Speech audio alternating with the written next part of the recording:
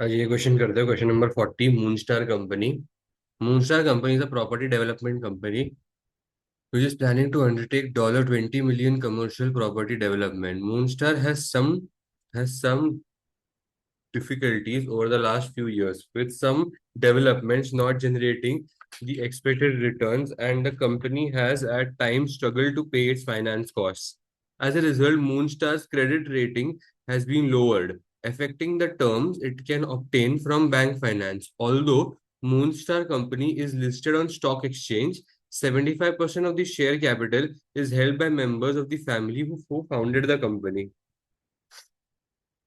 The family members who are shareholders do not wish to subscribe for a rights issue and are willing to dilute their control over the company. ठीक है, by authorizing a new issue of equity shares. Moonstar Company's board is therefore considering other methods of financing and development, which the directors believe will generate higher returns than other recent investments, as the country where Moonstar is based appears to be emerging from recession. ठीक है, मुझे क्या करना है basically इस questions में।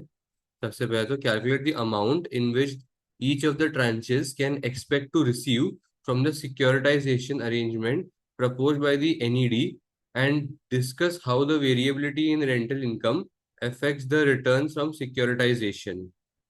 ठीक है,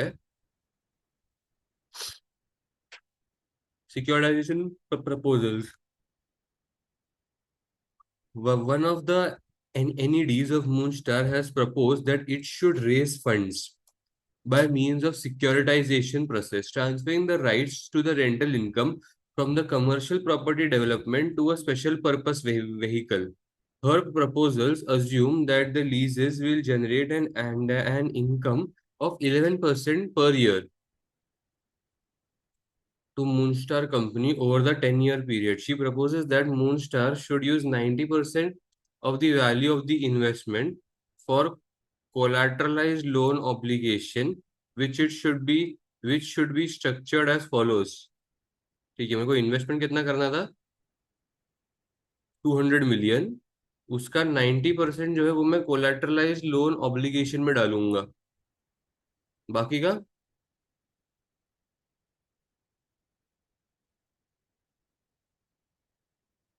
बाकी का क्या है? वो नहीं दिया क्या?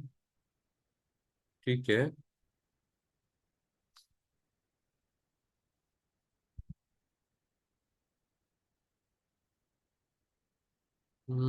ठीक है।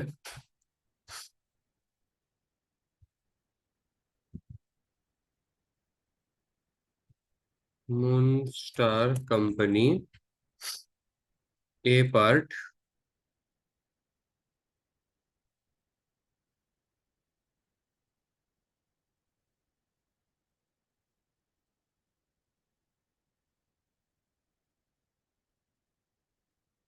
Control C, control V. ठीक है, 200 मिलियन, उसका 80% कितना होता है? 160। Now this 160 will be split in what terms? 60% of the collateral value। देखो, मैं collateral value 60% of the collateral value, इसका मतलब है कि 80% ही, सॉरी 90% है वो। ओए भाई, मैंने 80% लिखा है। शिट शिट शिट, 90%, 180 आएगा फिर यहाँ पे भाई। 60% of the collateral value to support a tranche of A-rated floating rate loan notes and offering investor base rate plus 150 basis point। अभी बेस रेट क्या है मेरा?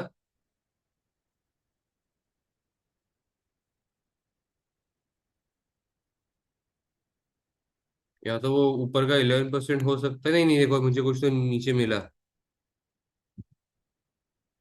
है ना, यही होगा ना। 9.5%, एक्सचेंज बेस रेट 9.5%। तो मैं क्या करता हूँ, 60%, 180 का 60%।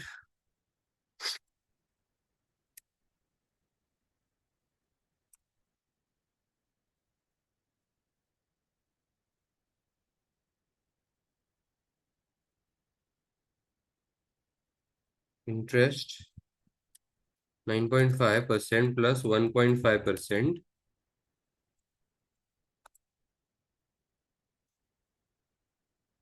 इंटरेस्ट वैल्यू टोटल इज इतना, ठीक है, ये मेरे को मिल रहा है। फिर 15% of the collateral value to support a tranche of B rated fixed rate loan notes, ठीक है।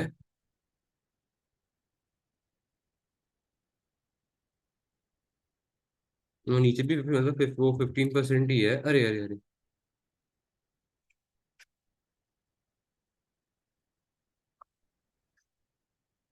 सबसे पहले यहाँ पे है फिक्स्ड रेट और नीचे भी है फिक्स्ड रेट, तो मैं इसको ऐसे नाम दे देता हूँ ना,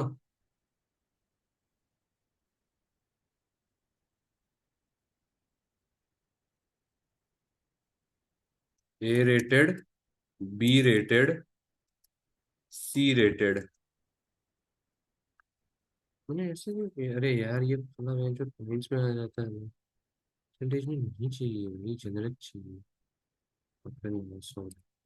अभी इसके ऊपर इंटरेस्ट रेट, हाँ इंटरेस्ट रेट, सॉरी ये तो इंटरेस्ट रेट है। तो ये है 12% का, और नीचे है 13% का, 12%, 13%। Interest value is this, this, then interest plus principal is this, ठीक है ना।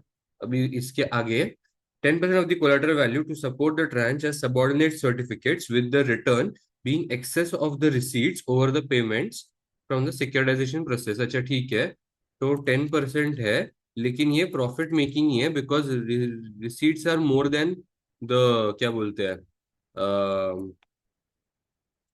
पेमेंट्स। सबॉर्डिनेटेड सर्टिफिकेट्स, ये 10% के भी उन्होंने अमाउंट वगैरह नहीं दिया है। अच्छा पर अमाउंट लेकिन निकाल सकते हैं ना, अगर 180 है, नहीं 180, हाँ, अगर 180 है, इसमें से अगर मैंने this minus this minus this minus this किया, 18 मेरे को वो मिल जाएगा बराबर। अब आगे, NED believes that there will be sufficient demand for all tranches of loan notes from investors। अच्छा, all tranches मतलब यही ऊपर के जो है 90% वही है। Investors will expect that the income stream from the development to be low risk,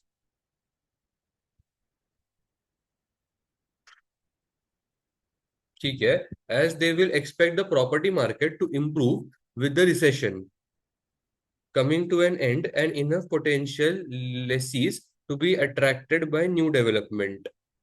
The NED predicts that there will be annual costs of 200, मतलब मैं 200 ऐसा पढ़ा, लेकिन वो एक्चुअली है 2 lakhs in administering the loan. She acknowledges that there, अच्छा, she acknowledges that there will be interest risks associated with the purpose, the and proposes the fixed and variable interest rate swap on a A-rated floating rate notes, exchanging the base rate of for 9.5%। ओ, ये actually जो मैंने ऊपर से ऐसे ही बस randomly देख के नीचे लिखा ना उधर ऊपर बेस रेट, तो वो एक्चुअली स्वैप के बाद का है, ये मैंने नहीं चेक चेक किया। तो बेस रेट कहीं और दिया हुआ है क्या, मतलब मेरा नहीं था। However, the finance director believes that the prediction of the income from development that the NEDs has made is over optimistic. He believes that it is most likely that the total value of the rental income will be 5% lower than the NED directors has forecast. He believes that there is some risk that the returns could be so low as to jeopardize the income from C-rated fixed rate loan note holders।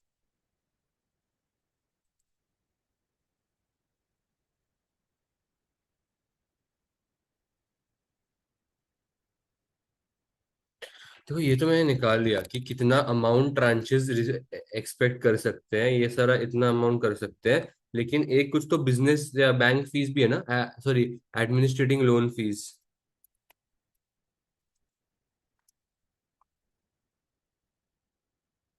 200 है, सो 0.2। तो basically जो मैं total income बना रहा हूँ, मैं इतने की बना रहा हूँ फिलहाल, आउट ऑफ ओनली द 90%, मतलब इतने का ही रिसीट पे, सॉरी पेमेंट पे, 162 के पेमेंट पे, 162 के पेमेंट पे मैं 180.43 बना पा रहा हूँ। इसके बाद क्या इन्होंने बोला है कि मैं स्वैप भी कर सकता हूँ। समझे, लाइक मैं आई कैन स्वैप।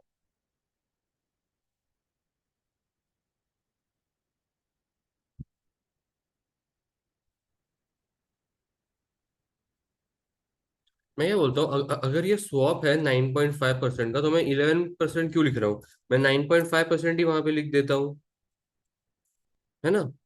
मैं वहां पे 9.5% ही लिख देता हूँ ना, कि मेरे को वो 1.5 तो मेरा बेस रेट है जो मैं स्वैप कर रहा हूँ। तो मैं तो मेरे को वो मिलनी, मेरे को ईदर ऑफ द टू मिलने वाला है, मेरे को प्लस करके नहीं मिलेगा।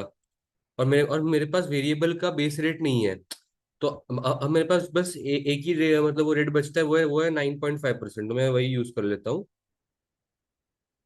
He believes that it is most likely that the total value of the rental income will be 5% lower than the NED's directors NED's has forecast। ठीक है।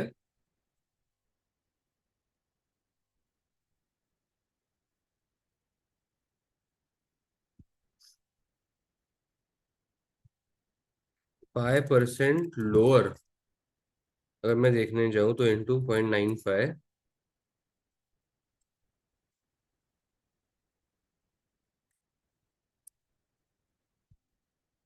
इसका तो मतलब पता ही नहीं चल रहा ना सबऑर्डिनेट का। इसका खाली पता चल रहा है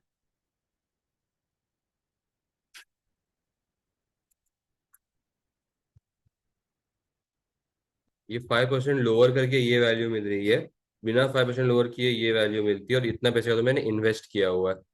इतने पैसे तो है ना, इंटरेस्ट, दिस इज द, मतलब मैं बता रहा हूँ कैसे है।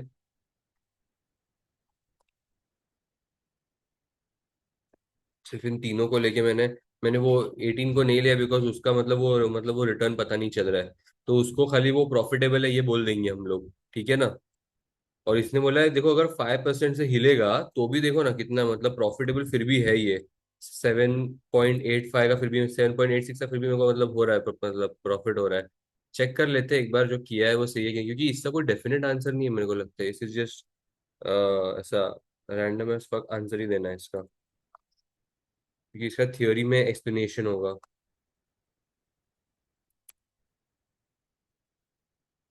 ये कौन सा क्वेश्चन है? 38, हाँ ठीक है। चलो नीचे चलते हैं।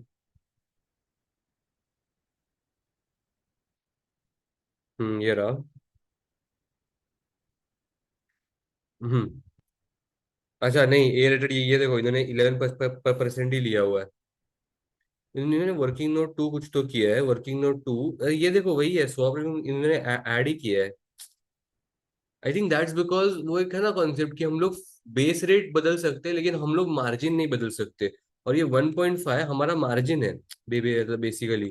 तो I think this 1.5 we can not switch with anyone. हमें अगर दूसरे कंट्री का फिक्स्ड रेट भी मिलेगा तो भी हमको 1.5% का मार्जिन हमारे कंट्री का चार्ज करना ही पड़ेगा। आई थिंक ये आर्ग्यूमेंट शायद होगा इस चीज का 11% सिलेक्ट करने का।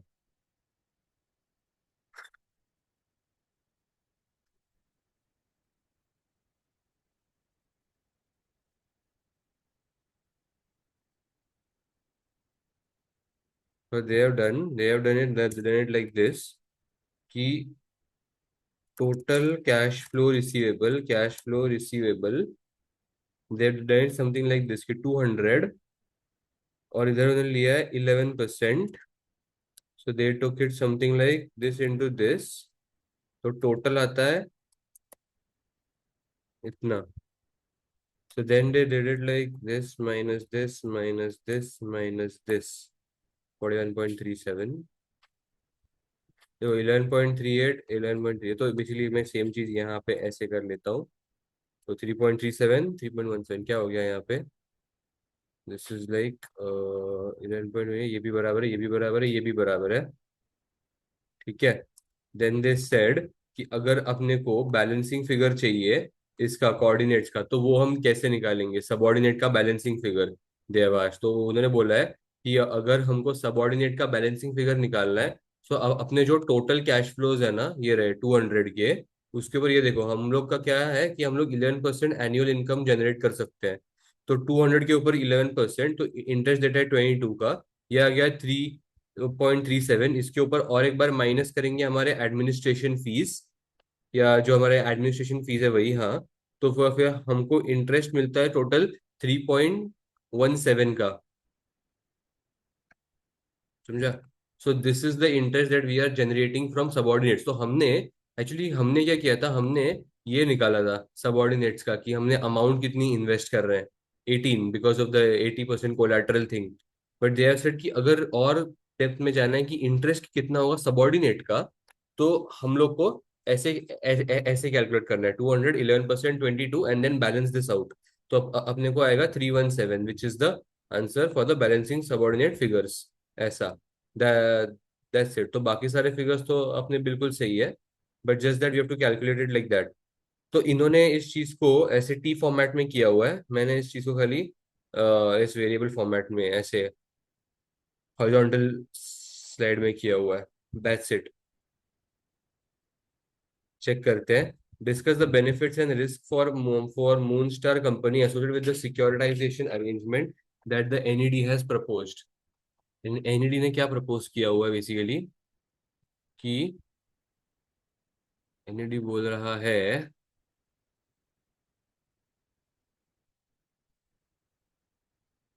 he finds that believes that the over optimistic, he believes that the most likely the value of the total rental income will be 5% lower than the NED has forecast.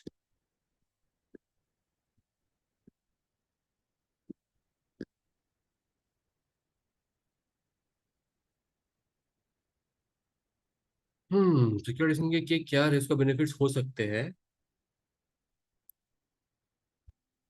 What I feel is securitization locks in your money, तो आप कहीं पे उस चीज को invest नहीं कर पाते हो, ठीक है ना? अगर आपको इन्वेस्टमेंट अपॉर्चुनिटीज मिली तो over the period of time, I feel you will not be able to invest that amount. Interest तो देता ही है, तो एक डेफिनेट बेनिफिट मिलते जाता है, रिस्क थोड़ा कम रहता है इसमें, तो वो एक हो गया, एक बेनिफिट, और एक डिसएडवांटेज हो गया ये। बट आई थिंक बाकी का पढ़ते हैं, इन्होंने क्या बोला है।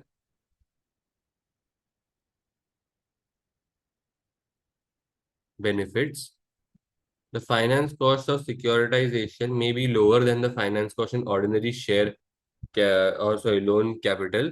The cash flows from the commercial property development may be regarded as a lower risk than Moonstar's other revenue streams. This will impact upon the rates that Moonstar is able to offer borrowers. ठीक है ना?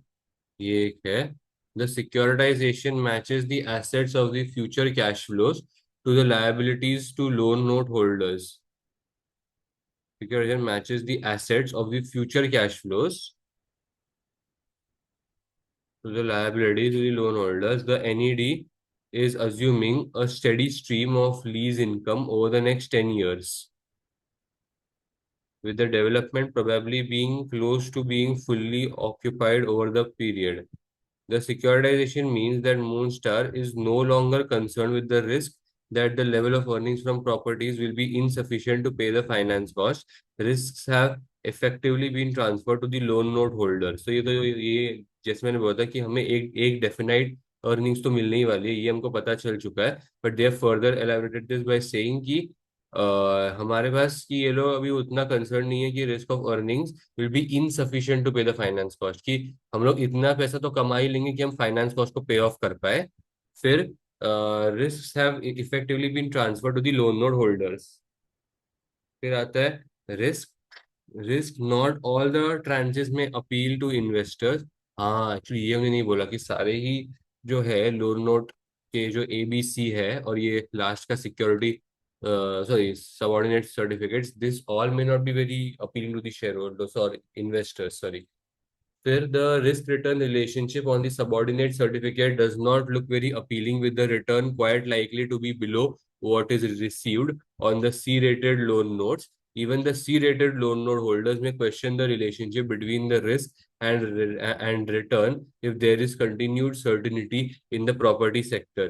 If Moonstar seeks funding from other sources for other developments, transferring out a lower risk income stream means that the residual risks associated with the rest of the Moonstar's portfolio will be higher.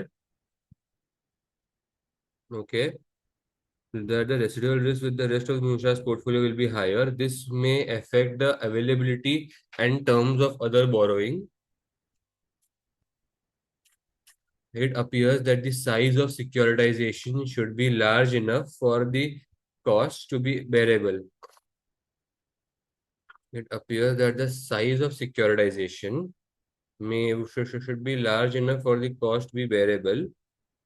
However, Moonstar may face unforeseen cost, possibly unexpected management or legal expenses. Makes sense क्योंकि अगर हमको securitisation अगर हम कर रहे हैं basically अगर हम लोग किसी बैंक में पैसे फंड्स ट्रांसफर कर रहे हैं या फिर रख रहे हैं और हमको उसके ऊपर अगर इंटरेस्ट चाहिए या हम किसी को इंटरेस्ट लोन दे रहे हैं और हमको उसके ऊपर इंटरेस्ट ज्यादा चाहिए तो बेसिकली हमको इतना बड़ा प्रिंसिपल एक तो पहले ट्रांसफर करना पड़ेगा कि उसके ऊपर इंटरेस्ट मिलने के बाद हमारे पास लोन्स को या फिर हम हमारे पास बेसिकली पे ऑफ करने के लिए पैसा रहे इनकम हमारी वो जेन्युइनली जनरेट हो ऐसी हमको इतना ज्यादा वो चाहिए ऐसा वो लोग बोलना चाहते हैं फिर आगे डिस्कस वेदर अ मुदाराबा अरे यार contract would be an appropriate method of financing investment and discuss why the bank may have concerns about providing finance by this method. तो सबसे पहली बात तो मुदाराबा contract is a contract in which one of the partners has to bring in the capital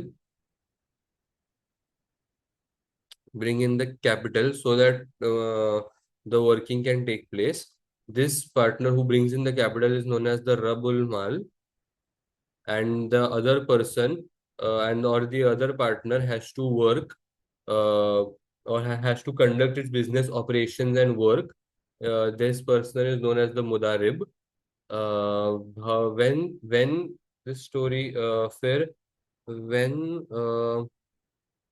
actually nahi, profits are shared between the partners equally in their pre-agreed ratios. However, the losses are borne by the lender of the money itself or the lender of the money. हाँ ऐसा ही है वो.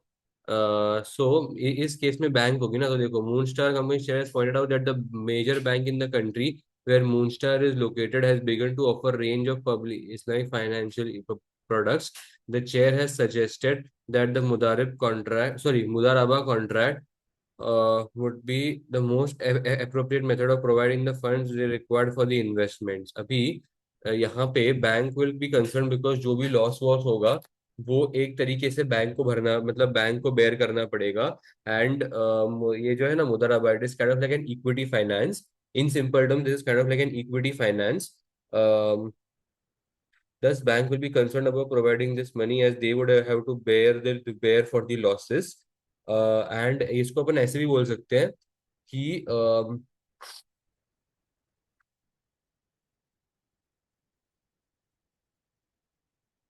अपन इसको ऐसे भी बोल सकते हैं कि अगर आंसर बड़ा मतलब वो करना है ना तो bank would rather try and provide some other क्या बोलते हैं वो Islamic financial instruments in the form of मुशारका और इवन मे बी मुशर्रका तो ठीक है और क्या हो सकता है और एक दो भी हो सकता है ना. नहीं एक्चुअली मुशर्रका बैंक के परस्पेक्टिव से बेस्ट है मेरे को लग रहा है. बाकी सब तो वेंचर कैपिटलिस्ट और वो लीज फाइनेंसिंग वगैरह है तो ये मुशर्रका ही ज्यादा बेटर लग रहा है बैंक के मतलब बैंक के लिए तो इतना बोल देते हैं. Mudarava contract would involve bank providing capital for Moonstar company to invest in the development. Moonstar would a company would manage the investment which the capital funded. Profit from the investment would be shared with the bank, but losses would solely be borne by the bank. तो हाँ profits भी जो है वो bank के साथ share होंगे तो आई थिंक ये भी हम बोल सकते हैं कि पेमेंट पे बैक करते टाइम हम लोग को इंटरेस्ट तो नहीं देना है मतलब रिबा तो फोरबिडन है तो हम लोग ये उसकी जगह पे इन लोग को एक मतलब प्रॉफिट का शेयर देते हैं ऐसा रहता है. तो अ मुदाराबा contract is essentially an equity partnership so Moonstar might not face the threat to its credit rating which it would if it obtained ordinary loan finance for the development. A Mudaraba contract would also represent a diversification of sources of finance. Okay. It would not require the commitment to pay interest that loan finance would involve. हाँ actually ये actually इनके perspective से कैसे better है, हमारे मतलब मूनस्टार के perspective से कैसे बेटर है ना, मतलब एक्चुअली वो भी बोल सकते हैं बार बार कि हम लोग को इंटरेस्ट पे पेमेंट नहीं करना है, so that is good. Moonstar company would maintain control over the running of the project. A Mudaraba contract would offer a method of obtaining equity funding without the dilution of the control. Hmm. Again, ये मुदराबा contract would provide equity funding without the dilution of control. ये वाला बहुत सही point है. Which an issue of shares to external shareholders would bring. This is likely to make it appealing to Moonstar company's directors, given their desire to maintain a dominant influence over the business. The bank would be concerned about the uncertainties regarding the rental income from the development, although the lack of involvement by the bank might appeal to Moonstar company's directors. The bank might not find it so attractive. The bank might be concerned about information asymmetry. Information asymmetry basically is a condition in which the other party has more information than the other and might take advantage of that information as well.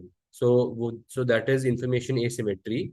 That Moonstar's management might be reluctant to supply the bank with the information it needs to judge how well its investment is performing. The bank would be concerned about uncertainties regarding the rental income. ठीक है ना, from the development की basically इनका ये project कितना अच्छे से चलेगा या इनका ये जो सिक्योरिटाइजेशन है ये कितना बेटर मतलब वो चलेगा, इसके ऊपर बैंक को भरोसा होगा नहीं होगा वैसा. Although the lack of involvement by the bank might appeal to Moonstar's directors and buying may not find it so attractive. कि हम लोग एक्चुअली पता है वो एक मैंने मेरे बुक में नोट्स बनाए हुए हैं कि bank can also be involve, वैसा वाला. आई थिंक वो वही था, वो वेंचर कैपिटलिस्ट का पॉइंट. एक मिनट. मूसा रखा मतलब वेंचर कैपिटलिस्ट. यहाँ पे और provider other entitled to in the management but are not required to do so. हाँ यही है, मुशर्रका इज वेंचर कैपिटलिस्ट, कि जहाँ पे the providers of finance are entitled to participate in the management but are not required to do so. मतलब अगर उनको करना है तो वो कर भी सकते हैं, लेकिन ऐसा कंपल्सरी नहीं कि उनको आना ही है. और जो मैं ट्रेड क्रेडिट का पहले बोल रहा था ना, दैट इज एक्चुअली मुराबाहा, कि bank can physically take the ownership of the asset, give that asset back to this company and like ऐसा लेंड मनी टू देम ऐसा. तो वो एक कर सकते हैं मुराबाहा में, विच इज गुड. बाकी तो इसमें वगैरह इस केस में इररिलेवेंट है, तो जाने दो. ठीक है ना.